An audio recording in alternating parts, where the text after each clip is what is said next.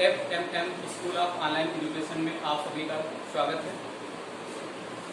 जैसा कि महामारी कोविड-19 चल रही है, उसको ध्यान में रखते हुए हमारे स्कूल की तरफ से ऑनलाइन एजुकेशन की शुरुआत की गई है। तो उसको ध्यान में रखते हुए आज मैं क्लास 7th की इंग्लिश ग्रामर शुरू करने जा रहा हूँ, जिसमें आज हम टेंस पढ़ाएंगे। तो पढ़िएगा। तो टेंस कहते किसे हैं? टेंस का मतलब होता है काल। काल का मतलब होता है समय। तो हर चीज का एक समय होता है और समय को 3 पार्टों में डिवाइड किया गया है। एक तो जो चल रहा है, और एक बीत चुका है, और एक जो आने वाला है। यानी जो बीत चुका है वो भूत हो चुका है, तो क्या हो गया? भूतकाल हो गया। और जो इस समय चल रहा है, प्रेजेंट में है, वर्तमान में, तो ये वर्तमान का समय हो गया। और जो आने वाला है वो क्या होगा? भविष्य है, तो वो भविष्य क्या, यानी कि फ्यूचर टेंस हो गया। तो टेंस कितने हो गए टोटल? नंबर ऑफ टेंस कितने हो जाएंगे? टेंस के नंबर हो जाएंगे 3। कौन कौन सा? प्रेजेंट टेंस, पास्ट टेंस और फ्यूचर टेंस। तो प्रेजेंट टेंस यानी कि वर्तमान काल, जो इस समय चल रहा है। उसके बाद में पास्ट टेंस। पास्ट टेंस मतलब जो बीत चुका है। फिर आएगा फ्यूचर टेंस। फ्यूचर मतलब भविष्य काल।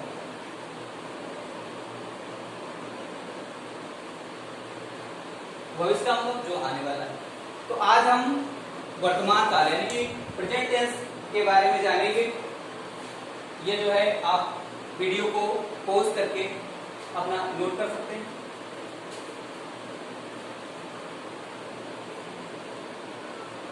तो आज हम जानेंगे प्रेजेंट टेंस के बारे में।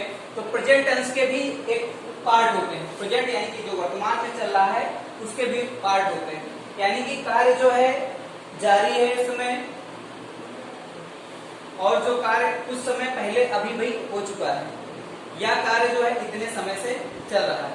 तो इस टाइप से जो है इस हर समय को 4 भागों में डिवाइड किया गया है। तो present,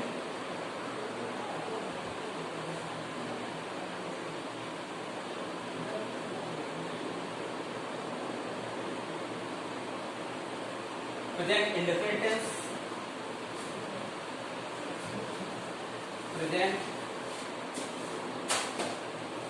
continuous tense, present perfect tense, present perfect continuous tense. तो ये वर्तमान जो काल था, इसके 4 पार्ट हुए। प्रेजेंट इंडेफिनिट टेंस और present continuous tense, present perfect tense और प्रेजेंट परफेक्ट कंटीन्यूअस टेंस। तो प्रेजेंट इंडेफिनिट टेंस, इसमें क्या आता है? ता है, पी है, पे है।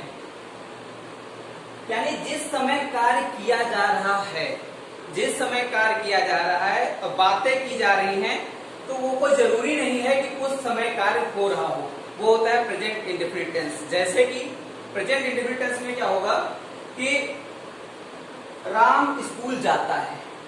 तो राम के पिताजी बात कर रहे हैं अपने दोस्त से, और उनके दोस्त ने पूछा कि राम क्या करता है? तो राम के पिताजी बोले कि राम स्कूल जाता है। लेकिन उस समय जिसमें वो बात कर रहे हैं, उस समय कोई जरूरी नहीं कि काम हो रहा है।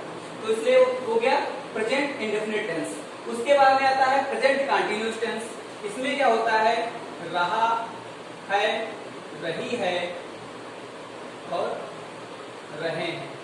तो प्रेजेंट कंटीन्यूअस टेंस में जब बात हो रही हो, उसी समय कार्य जारी होता है। जैसे कि राम के पिताजी के दोस्त ने पूछा कि राम क्या कर रहे हैं? तो राम के पिताजी ने कहा कि राम पढ़ रहा है।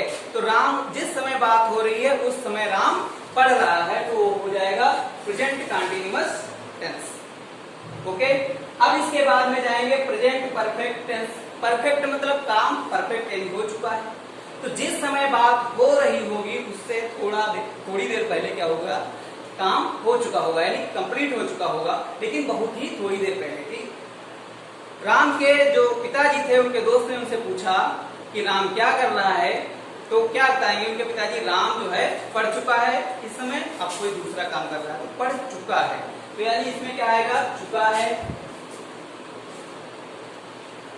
चुकी है और चुके हैं। तो ये हो गया प्रेजेंट परफेक्ट टेंस। उसके बाद में आएगा प्रेजेंट परफेक्ट कंटीन्यूअस टेंस। तो प्रेजेंट परफेक्ट कंटीन्यूअस में क्या होता है, ये बताया जाता है कि काम कितनी देर से, यानी कितने समय से चल रहा है, कि 2 घंटे से पढ़ रहा है, या 3 घंटे से पढ़ रहा है, या जुलाई से पढ़ रहा है, या अगस्त से पढ़ रहा है, 1995 से पढ़ रहा है, इस तरीके से।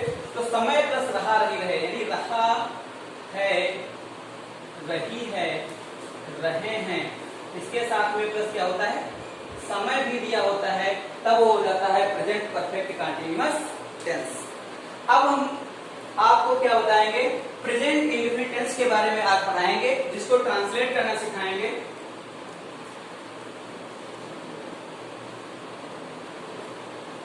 तो प्रेजेंट इंडेफिनिट टेंस, तो इसकी हिंदी में पहचान क्या होती है और उसका अंग्रेजी में हम अनुवाद कैसे करते हैं, इसके बारे में आज हम बात करेंगे। तो प्रेजेंट इंडेफिनिट टेंस, तो प्रेजेंट इंडेफिनिट टेंस हम जानेंगे कैसे, तो सबसे पहले हिंदी के वाक्यों की पहचान, यानी हिंदी वाक्यों की पहचान कैसे करते हैं। तो पहचान के अंत में क्या आता है, ता है, ती है, ते हैं, आदि शब्द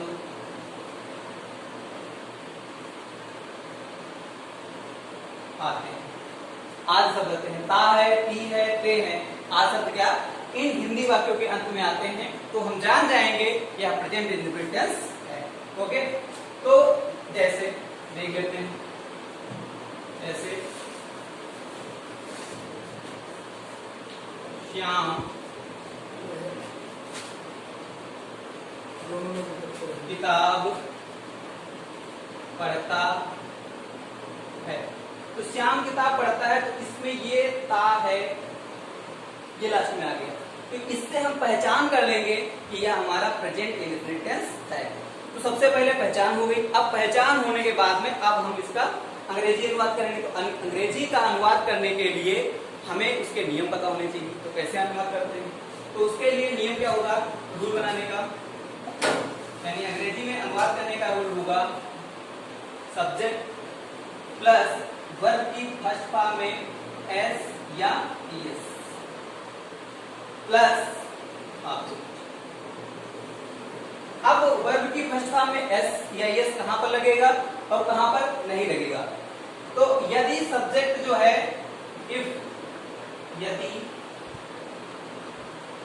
सब्जेक्ट एक वचन कर्ता का है, एक वचन करता है, तो वर्ब की फर्स्ट फॉर्म में एस या ईएस का प्रयोग होगा। यदि कर्ता बहुवचन है, यदि कर्ता है सब्जेक्ट, यदि सब्जेक्ट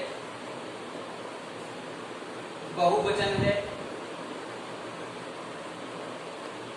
तो वर्ब की फर्स्ट फॉर्म का प्रयोग होगा।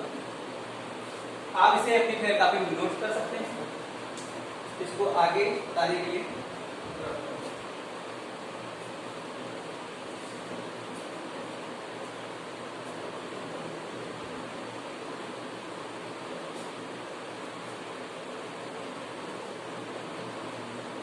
तो एग्जाम्पल हमारा था श्याम किताब पढ़ता है, श्याम किताब पढ़ता है। तो श्याम किताब पढ़ता है, तो ता है, तो प्रेजेंट इंडेफिनिट टेंस पता चल गया। अब इसका रूल लगाएंगे। तो श्याम किताब पढ़ता है, तो श्याम यानी कि सब्जेक्ट क्या है, श्याम है।